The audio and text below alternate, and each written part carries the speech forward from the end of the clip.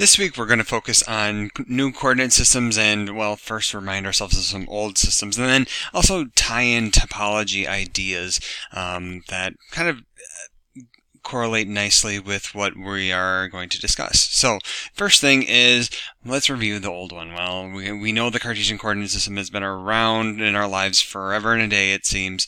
So just a reminder, we already know this system.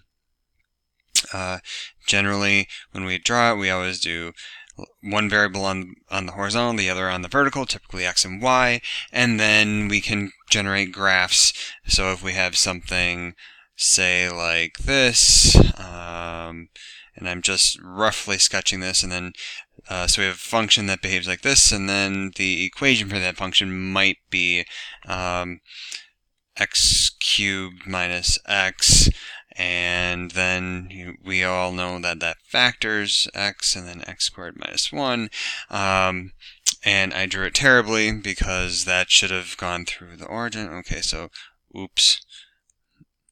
Okay, but you get the idea. This is something that we've known about already. And then last year we got a little bit more sophisticated and we said, well, we can do the Cartesian coordinate system also in 3 dimensions. All right, and we know that in that case we were able to draw still the x and the y, but this time when we drew it generally we thought about the x-axis coming out of the page at us, y going to the right and z going up. And last week when we went through and kind of graphed some surfaces in 3 dimensions, we got this reminder. So again, if we wanted to plot a point, we would, so let's say we had x naught, y naught, z naught as our point P, what we would end up doing is go out x naught units and then over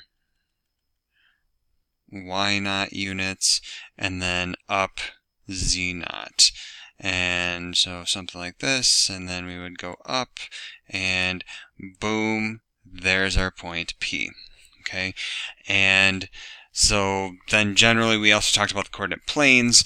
So again, if we have something like x is equal to 0, let me get a different color here.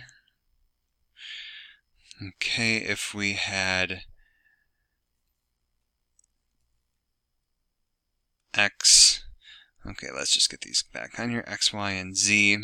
Okay, if we were looking at the plane x is equal to 0, generally that would look, so that's just saying that x has no position, but then z and y can be anything, so it would be this back plane here, and let's undo that. So something like this.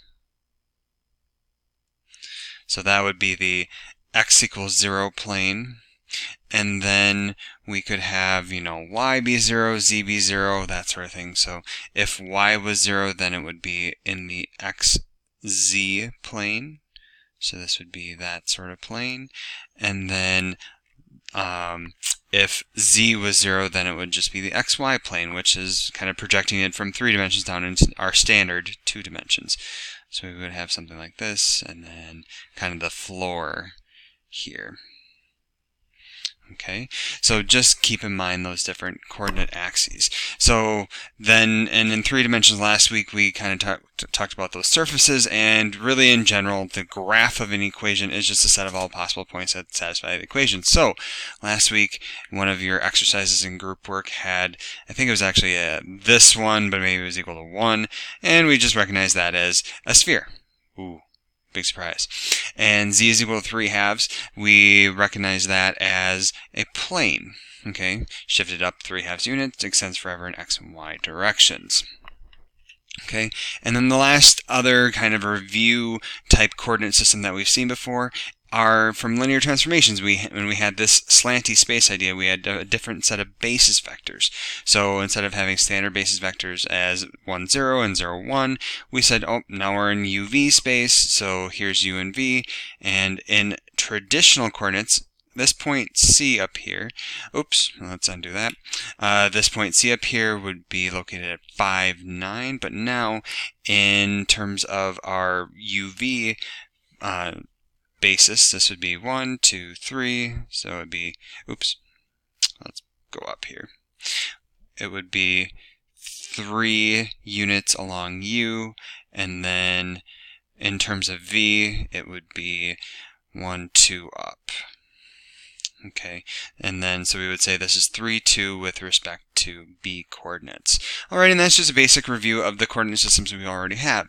Later videos are going to focus on newer type coordinate systems.